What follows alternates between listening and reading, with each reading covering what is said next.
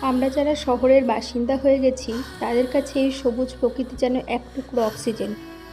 বর্ষায় প্রকৃতির এই রূপ রস গন্ধ অনুভব করতে গেলে শিয়ালদা থেকে কোনো একটা ট্রেন ধরে কোনো প্রান্তিক স্টেশনে গিয়ে দেখুন, আপনাকে মুগ্ধ করবেই করবে।